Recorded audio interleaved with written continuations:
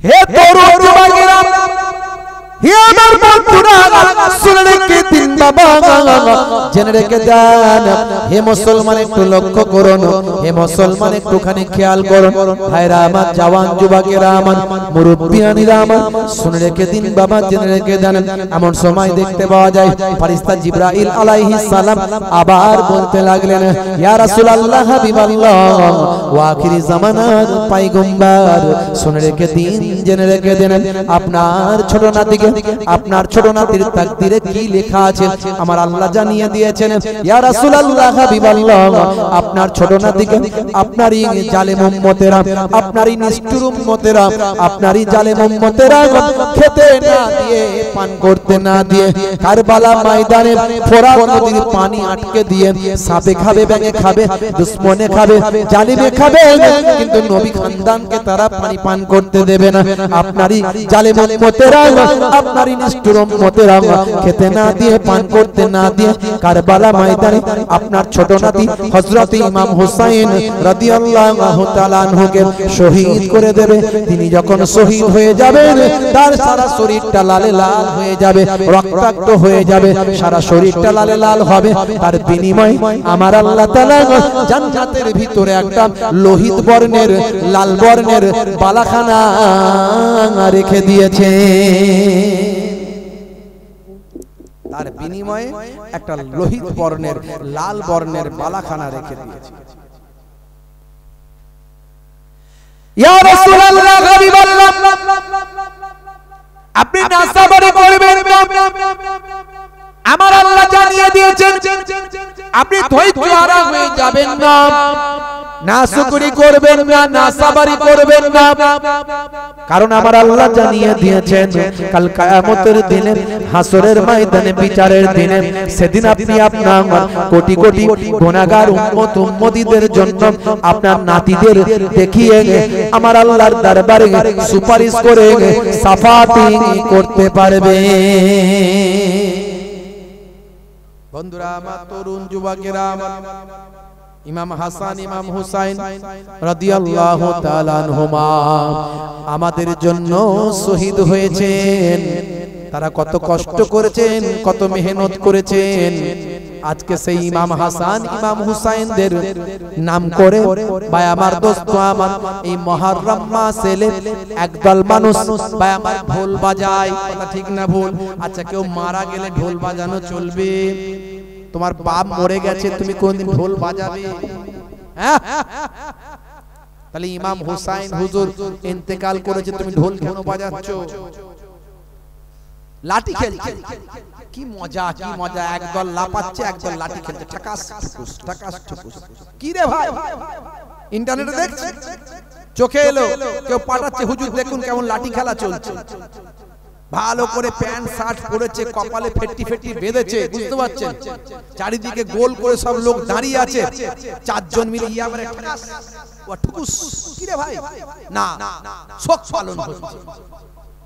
একটু শোক আছে তোমাদের মনে হচ্ছে? লোক হই হই করছে, নাচছে, আনন্দ করছে, ফুর্তি করছে, ঢোল বাজাচ্ছে, হ্যাঁ, ডিজে বাজাচ্ছে, এতে শোক হচ্ছে? শোক? আর যদি মুখে চাপড়াও, বুকে চাপড়াও, এটাই কি শোক করার পদ্ধতি? কে শিখিয়েছে তোমাদের? কে বলেছে? গায়ে রক্তাক্ত করে, কেটে, ছুরি মেরে, মাথায় ছুরি দিয়ে কেটে, ছোট ছোট বাচ্চাদের মাথায় ছুরি মেরে কাটে, এক শ্রেণীর লোক আছে। এটা শোক করার পদ্ধতি? কে তোমাদের বোঝালো এটা? না, মাতম হয়েছে, মাতম করেছে। আল্লাহর নবী যখন ইন্তেকাল করেছে, তখন বাড়ির ভিতরে মেয়েরা চিৎকার করে কান্নাকাটি করেছে, নাকি মুখে হাতে নাকি মেরেছে, মুখে হাতে মেরেছে, বুকে মেরেছে, এইভাবে তারা নাকি কেঁদেছে। কোথায় পেলে ভাই?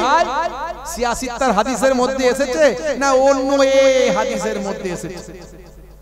সিয়াসিত্তার হাদিস যখন বলা হয়, তার মানে সেটা হলো মুতেবার, এর মধ্যে কোনো ডাউট নাই, কোনো সন্দেহ নাই, সমস্ত মুহাদ্দিসিনরা একমত।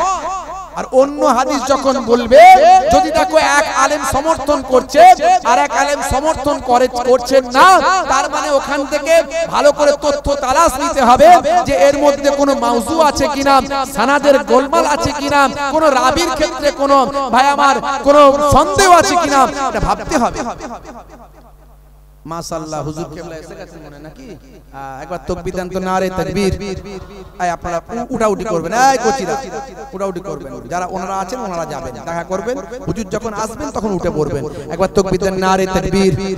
সিলসিলা হক ফুরফুরা শরীফ, সিলসিলা হক ফুরফুরা শরীফ, আওলাদে মুজাদ্দিদুজ জামান, আওলাদে মুজাদ্দিদুজ জামান মামাজান হুজুর পীর কেবলা, হুজুর পীর কেবলা, সিলসিলা হক ফুরফুরা শরীফ, নারে তাকবীর।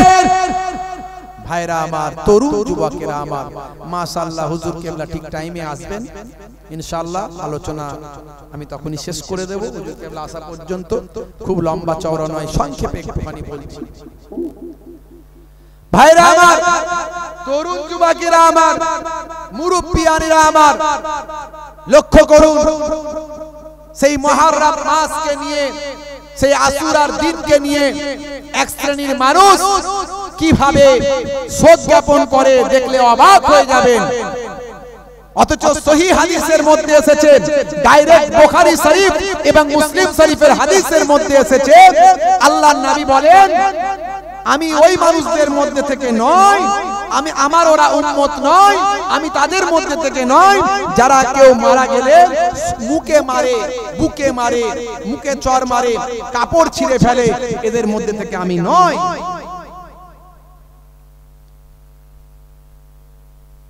হুজুর কেবলা বাড়িতে যাচ্ছেন, একটু পরে আসবেন। মাশাআল্লাহ, যে যেখানে আছেন পাক মাহফিলে এসে বসে যান বাবা আমার। হুজুর পীর কেবলা কিছু সময়ের মধ্যে আসবেন, বাড়িতে যাচ্ছেন, তো এলি উনি এসে উঠবেন। তো আমি আপনাদের খেদমত থেকে বিদায় নেব। আমি খুব আজকে আমার জন্য দোয়া রাখবেন। আমার আব্বাজান খুব অসুস্থ আছেন, বুঝতে পারছেন। খালি আমি জলসা মিস করি না, আর আমি কলকাতা পার হওয়ার পরে খবর পেয়েছি যে আব্বাজানের শরীর খুব বাড়াবাড়ি আছে, নার্সিং হোমে ভর্তি করা হয়েছে, বুঝতে পারছেন। আমি সোজা এখান থেকে নার্সিং হোম যাব। তো যাই হোক, আপনারা দোয়া রাখবেন। মস্ত বড় আলেম, মস্ত বড় ওলি, শেখুল হাদিস, ফুরফুরা শরীফ ছোট হুজুর পীর কেবলা রাহমাতুল্লাহ আলাইহির সুযোগ্য জামাতা মায়াপুর পীরনগরী হুজুর পীর কেবলা রাহমাতুল্লাহ আলাইহির বড় সাহেবজাদা, মস্ত বড় আলেম, দীর্ঘদিন ধরে দারসে হাদিস দিয়েছেন, হাদিসের দার্স দিয়েছেন। অনেক বড় বড় যারা আলেম তারা সব আব্বাজান ওয়ালিদ সাহেব হুজুরের ছাত্র, বুঝতে পারছেন। দীর্ঘদিন ধরে বহু মাদ্রাসা মসজিদ নিজে হাতে প্রতিষ্ঠা করেছেন, বহু জলসা জুলুসের নিজে হাতে তৈরি করেছেন, বহু মানুষকে হেদায়েতের আলো দিয়েছেন, বহু বেনামাজিকে নামাজি বানিয়েছেন, বহু বায়ামার বেদাড়িওয়ালাকে দাড়িওয়ালা বানিয়েছেন। আল্লাহ রাব্বুল আলামিন যেন আরো কিছুদিন হায়াত দারাজ করে দেন, বলুন আল্লাহুম্মা আমিন। আপনারা দোয়া রাখবেন। আব্বাজান ওয়ালিদ সাহেব হুজুর তিনি খুব অসুস্থ আছেন। আমি এখান থেকে সোজা চলে যাব। তাই আমি ভাইদের বলেছিলাম যে আমি হয়তো ভেবেছিলাম একবার যে আমি আর জলসায় যাব না, কিন্তু না এলে ভাইয়ের একটু অসুবিধায় পড়ে যাবেন, আর আমি কলকাতা পার করে চলে এসেছি। তাই আমি একটু হাজির দেওয়ার জন্য এলাম, কিছু সময়ের জন্য আপনাদের খেদমতে আছি, বিদায় নেব। ভাইরা আমার, খুবই সংক্ষেপ, এই মুহররম মাস আমাদের মধ্যে দিয়ে যাচ্ছে। শুহাদায়ে কারবালা হুজুররা আমাদের জন্য তারা শহীদ হয়েছে। ইমাম হাসান রাদিয়াল্লাহু তাআলা আনহুকে বিবাহ সংক্রান্ত ব্যাপার নিয়ে বিষ পান করানো হয়েছিল, আপনারা জানেন। হে তরুণ যুবকেরা, হে আমার বন্ধুরা, শুনে রেখে দিন বাবা, জেনে রেখে দেন হে মুসলমান, হযরত ইমাম হাসান রাদিয়াল্লাহু তাআলা আনহু আস্তে আস্তে বড় হলেন। এদিকে অনেক ঘটনা ঘটে গেছে, আমি কোনো কথাই যাচ্ছি না। দয়ার নবী ইন্তেকাল করেছেন। বন্ধুরা আমার, তরুণ যুবকেরা আমার, ফেরেশতা জিবরাইল আলাইহিস সালাম যখন বলেছিলেন, ইয়া রাসূলুল্লাহ, হাবিবাল্লাহ, আপনার ছোট নাতি তাকে আপনার জালেম উম্মতেরা, নিষ্ঠুর উম্মতেরা খেতে না দিয়ে, পান করতে না দিয়ে দিয়ে কারবালা ময়দানে শহীদ করে দেবেন। হে তরুণ যুবকেরা, নবী আমার ঝরঝর করে কেঁদেছিলেন। আল্লাহর নবীকে সান্ত্বনা দিয়ে জিবরাইল ফেরেশতা বলেছিলেন, ইয়া রাসূলুল্লাহ, হাবিবাল্লাহ, আপনি ভেঙে পড়বেন না, নাসাবারি করবেন না, ধৈর্য হারা হয়ে যাবেন না।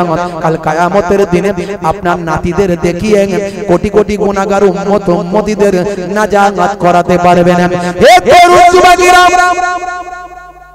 আম্মা জান ফাতেমা তুজ-জোহরা রাদিয়াল্লাহু তাআলা আনহা এই খবরটা পেয়েছে, বললেন, ইয়া রাসূলুল্লাহ, আব্বা জান, আমার সন্তানদের কথা ফেরেশতা জিবরাইল আলাইহিস সালাম কি বলে গেছেন? আমার সন্তানরা কি এমন অন্যায় করবে যে আপনার এই জালেম উম্মতেরা নিষ্ঠুরভাবে তাদের শহীদ করবে? আমি ফাতেমা তোমার হে পিতামহ, কি কথা আমায় তুমি শোনালে?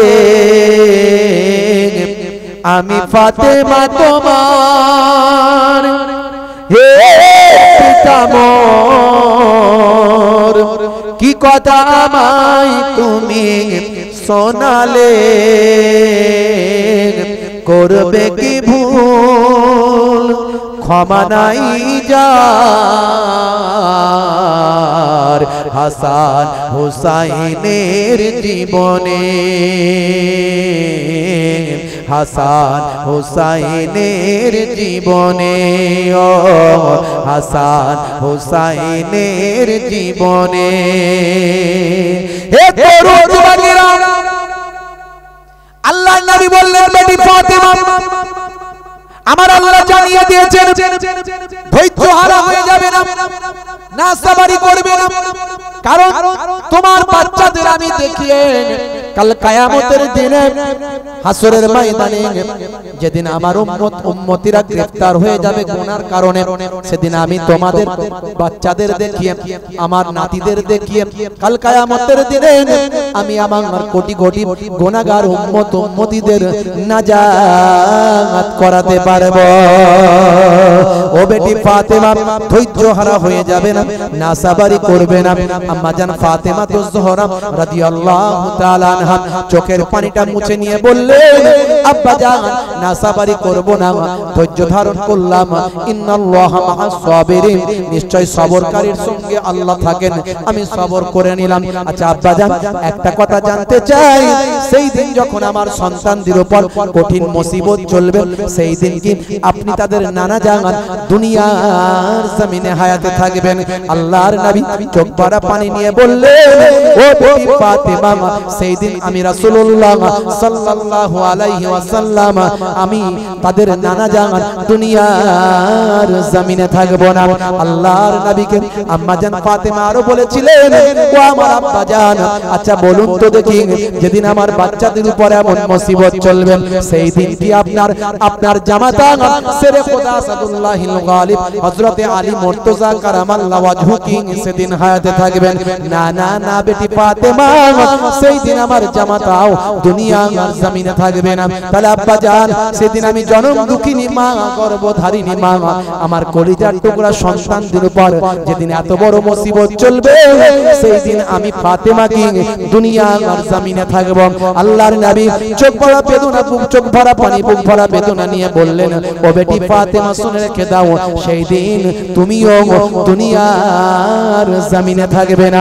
আম্মা জান ফাতেমা বুকরে কেঁদে উঠে বললেন, আব্বা জান, তাহলে আমার সন্তানদের জন্য কে একটু চোখের পানি ফেলবে, কে একটু শোক জ্ঞাপন করবে, কে একটু তাদের জন্য আল্লাহর দরবারে কাঁদবে, কে একটু তাদের জন্য মোনাজাত করবে, কে একটু শোক জ্ঞাপন করবে, কে একটু তাদের জন্য আহাজারি করবে?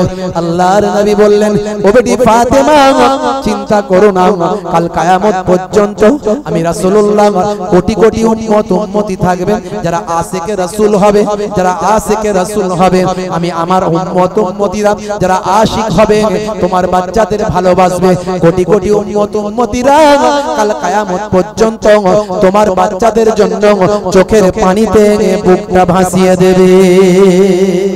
জোরে হবে না? ইমাম হোসেনকে ভালোবাসেন, একটু কেঁদেছেন, তাদের জন্য একটু আল্লাহর দরবারে মোনাজাত করে চোখে দিয়ে পানি ঝরেছে? না রক্ত বের করছে, ডিজে করছে, ঢোল বাজাচ্ছে, নাচছে। ছি ছি ছি। হে তরুণ যুবকেরা, অনেক ঘটনা মাঝখানে ঘটে গেছে। হযরত আবু বকর সিদ্দিক রাদিয়াল্লাহু তাআলা আনহু আল্লাহর নবীর ইন্তেকালের পরে 2 বছর কিছুদিন খেলাফতি করেছেন। হযরত ওমর ফারুক তারপরে 10 বছর খেলাফতি করেছেন। হযরত ওসমান জিন্নুরাইন তারপরে 12 বছর খেলাফতি করেছেন। হযরত শেখ আলী মুর্তজা কারামাল্লাহু ওয়াজহুম কিছু কম বেশি 5 বছর কয়েক মাস খেলাফতি করেছেন। এদিকে অনেক ঘটনা ঘটে গেছে, অনেক ফোরাত নদীর পানি গড়িয়ে গেছে, অনেক দিন চলে গেছে, সময় চলে গেছে। হযরত শেখ আলী মুর্তজা কারামাল্লাহু ওয়াজহুর কলিজার টুকরা বড় সাহেবজাদা হযরত ইমাম হাসান রাদিয়াল্লাহু তাআলা আনহুর বিবাহ হয়েছে। ভাই আমার, বিবাহ সংক্রান্ত সমস্যা দেখা দিয়েছে। বারবার বিবাহ সংক্রান্ত সমস্যা নিয়ে হযরত ইমাম হাসান রাদিয়াল্লাহু তাআলা আনহুকে জীবনে অনেকবার বিষপান করানো হয়েছে। বিয়ে শাদী একটা ভাইটাল জিনিস, কথা ঠিক না বল? ইসলাম বলছে বিবাহকে সহজ করো, বিবাহকে সহজ করো, সহজে যাতে মানুষ বিবাহ করতে পারে, বিবাহকে জটিল করে ফেলো না। কদিন ধরে ইন্টারনেটে দেখছিলেন না, একটা বিবাহ ঘুরপাক খাচ্ছিল, অনন্ত আম্বানি, দেখেছেন না? হ্যাঁ, রাধিকা মার্চেন্ট, অনন্ত আম্বানি, রাধিকা মার্চেন্ট। অনন্ত কার ছেলে জানেন? মুকেশ আম্বানির ছেলে। 115 বিলিয়ন মার্কিন ডলারের মালিক তিনি। মুম্বাইয়ে যে বাড়িটা আছে, 6খানা ফুটবল গ্রাউন্ড নিয়ে, ফুটবল গ্রাউন্ড দেখেছেন তো কত বড় হয়? এরকম 6খানা ফুটবল গ্রাউন্ড নিয়ে 27 তলা বাড়ি। ওই বাড়ি থেকে ঝুলন্ত বাগান, বাগান ঝুলছে, শূন্য ভেসে আছে বাগান, শূন্য ভেসে আছে ঝর্ণা। বাড়ির উপরে 3খানা হেলিকপ্টার একসঙ্গে নামতে পারে, 3টে হেলিপ্যাড, 27 তলা বিল্ডিং। আর কি বলবো, কোটি কোটি কোটি টাকার মালিক। বিবাহ করালো সন্তানের, যার খরচ হলো 7,000 কোটি টাকা। অনন্তের বাপের আছে, খরচ করেছে, আমার বাপের নাই, করেনি। কথা ঠিক আছে, মিটে গেল, কথা মিটে গেল। সে তো আর আমার ইসলামের বিধান মেনে চলে না, তার ব্যাপারটা আলাদা, করতেই পারে, আমার কোনো আপত্তি নাই, তাকে নিয়ে আমি কোনো মন্তব্য করছি না। শুধু জাস্ট একটা উদাহরণ দিচ্ছি, কারণ সমাজে অনেক ইফেক্ট পড়েছে এই বিয়েটা। যেখানে অনন্ত আম্বানির বাড়ি, মুকেশ আম্বানির বাড়ি, নীতা আম্বানির বাড়ি, সেখান থেকে কয়েক কিলোমিটার দূরে ধারাবি বলে একটা বস্তি আছে, যে বস্তিতে 10 লাখ মানুষ বাস করে। প্রত্যেকেই দরিদ্র সীমার নিচে, গরিব মানুষ, অনাহারে অর্ধাহারে সামান্য খাবার দাবার খেয়ে, ঠেলা বয়ে, মাল বয়ে, মুটেগিরি করে তারা জীবন যাপন করে। একদিকে এত বিশাল বিবাহ, পৃথিবীর কোন সেলিব্রিটি আসেনি সেখানে? প্রধানমন্ত্রী, মুখ্যমন্ত্রী, স্বরাষ্ট্রমন্ত্রী, এই মন্ত্রী থেকে শুরু করে শাহরুখ খান, সলমান খান, হাই আপনার কি বলে, জন সিনা, মাইক টাইসন, টনি ব্লেয়ার, পৃথিবীর কে আসেনি সেখানে? 3খানা প্লেনে করে শুধু নিয়ে যাওয়া নিয়ে আসা করেছে সেলিব্রিটিদের। ঘন্টায় 7,000 টাকা খরচা, প্লেনে নিয়ে যাওয়া নিয়ে আসা করতে ঘন্টায় 7,000 টাকা খরচা, 1 ঘন্টা। আর সেখানে দরিদ্র মানুষেরা বসবাস করে, দেখেছেন আপনারা, শুনেছেন ইন্টারনেটে খবর? ভাইরা আমার, একদিকে এত বিশাল ব্যাপার, আর একদিকে দরিদ্র মানুষদের বাস, তাদের ভাবনা, তাদের চিন্তা, তাদের চেতনায়, তাদের আবেগে কি অনুভূতি তৈরি হতে পারে। ইসলাম বলছে যে বিবাহকে ছোট করো, তোমার আছে মানে তুমি দেখাতে পারো না। আমি তাদের কথা বলছি না, তাদের ব্যাপারটা আলাদা, তারা তো আমার ইসলাম মানে না, তাদের ব্যাপারটা আলাদা, তারা তার জায়গায় যা করেছেন তারা ভালো বুঝেছেন, করেছেন। আমি একটা উদাহরণ হিসাবে আমি আমার ভাইদের বলছি যে বিবাহকে ছোট করো, সহজ করো, সরল করো। আল্লাহর কোরআন বলছে যখন তোমার সন্তান উপযুক্ত হবে তার বিবাহ দাও। সে তার যৌবন বয়সকে যাতে অন্যায় ভাবে না কাটায়, অশ্লীল ভাবে না কাটায়। ইনকাম বেশি করতে পারেনি, বিশাল খরচ করতে পারবে না, দরকার নাই, অল্প খরচে বিবাহ সম্পন্ন করো, আমার আল্লাহর রহমত হবে ওই বিবাহতে। অল্প দিনের মধ্যে ওই আপনার বিয়ের উপর বরকত হবে, ওই পরিবারের উপর রহমত হবে, তাদের রুজি রুটিতে আল্লাহ বলছেন বরকত দান করে দেবে। হযরতে শেরে খোদা আলী মুর্তজা কারামাল্লাহু ওয়াজহুকে রাসূলের কলিজার টুকরা জান্নাতের নারীদের যিনি সরদারিনী হবেন মা ফাতেমাতে জোহরা রাদিয়াল্লাহু তাআলা আনহাকে শেরে খোদা আলীর হাতে যখন তুলে দিয়েছিলেন দয়ার নবী, তখন শেরে খোদা আলীর হাতে পয়সা, টাকা পয়সা, সম্পদ বলে কিছু ছিল না। একটা বর্ম ছিল, বর্ম যুদ্ধের পোশাক, যুদ্ধের পোশাক ছাড়া কিছু নাই। শেরে খোদা আলীর একটা তলোয়ার ছিল, জুলফিকার দয়ার নবী দিয়েছিলেন, এছাড়া আর কিছু নাই। আল্লাহর নবী বললেন, হে আলী, তোমার বর্মটাকে বিক্রি করে দাও, দিয়ে সেই টাকা নিয়ে তুমি বিবাহের ব্যবস্থা করো, তাতেই আমি তোমার উপর রাজি, আল্লাহ রাজি, এই বিয়েতেও আল্লাহ খুশি, আমার আল্লাহ তোমার উপর রহমত বরকত নাজিল করে দেবে। ইসলামটা বুঝতে হবে। আপনি অপচয়, আপনার আছে মানে অপচয় করবেন না। কোরআন মাজিদে আল্লাহ বলছেন, ইন্নাল মুবাযযিরিনা কানু ইখওয়ানাশ শায়াতিন, অপচয়কারী হলো শয়তানের ভাই। আপনার আছে মানে আপনি তাকাব্বুরি করবেন, অহংকার দেখাবেন না। কোরআন মাজিদে আল্লাহ বলছেন, ইন্নাল্লাহা লা ইউহিব্বুল মুতাকাব্বিরিন, আমার আল্লাহ অহংকারীকে পছন্দ করেন না। ইসলামটা বুঝতে হবে। হযরতে শেরে খোদা আলীর কলিজার টুকরা সন্তান ইমাম হাসান হুজুরকে জীবনে অনেকবার বিষ পান করানো হয়েছিল। বিবাহ সংক্রান্ত ব্যাপার নিয়ে প্রত্যেকবারে বিষ পান করে নানা জানের রওজা পর্যন্ত এসেছিলেন, নানা জানের ওসিলা দিয়ে দোয়া চেয়েছিলেন, আল্লাহ তাদের বিষকে পানি করে দিয়েছিলেন।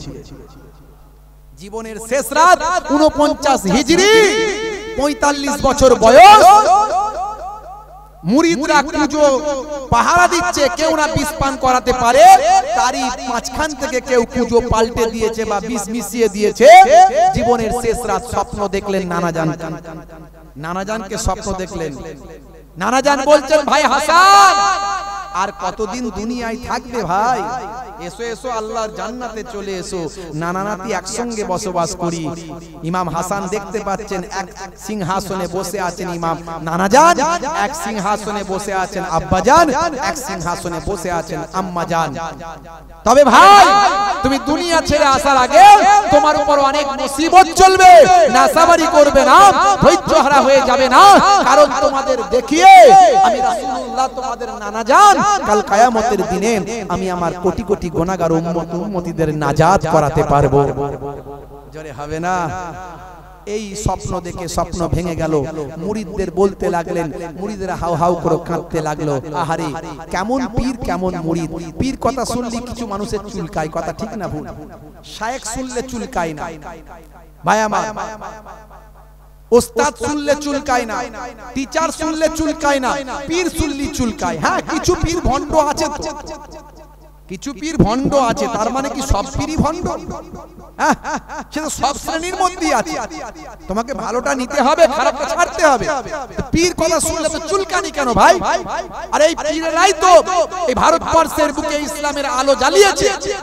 খাজা গরিব নওয়াজ একজন মস্ত বড় পীর ছিলেন, মুজাদ্দিদুজ জামান পীর আবু বকর সিদ্দিক রাহমাতুল্লাহ আলাইহি একজন মস্ত বড় পীর ছিলেন। হযরতে হুজুর নিজামউদ্দিন আউলিয়া একজন মস্ত বড় পীর ছিলেন, বাংলাদেশের জমিনে আলো জ্বালিয়েছেন। হযরতে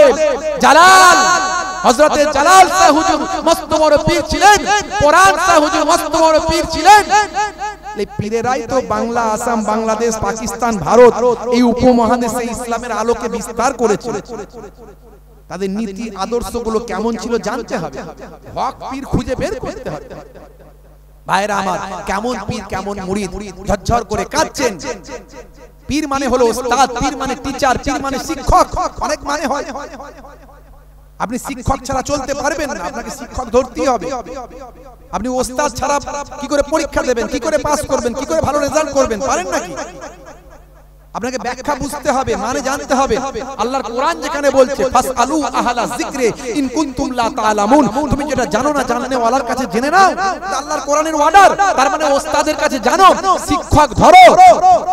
এটা আল্লাহর কোরআন বলেছে। ভুল ব্যাখ্যা করে, ভুল অপব্যবহার করে মানুষকে আলেম ওলামা হাক্কানি পীর মুর্শিদের কাছ থেকে সরিয়ে দেয়। আমাদেরকে হাক্কানি ওলিয়া উলিয়া খুঁজে বের করতে হবে, হাক্কানি পীর খুঁজে বের করতে হবে। বুঝতে পারছেন? আমার ফুলফুরা শরীফ মুজাদ্দিদুল জামান পীর আবু বকর সিদ্দিক রাহমাতুল্লাহ আলাইহি তিনি পীরদের কারখানা তৈরি করে দিয়েছিলেন। হাজার হাজার তিনি পীর ওলি আল্লাহ তিনি বানিয়ে দিয়েছেন, তিনি রাস্তা দেখিয়ে দিয়েছেন।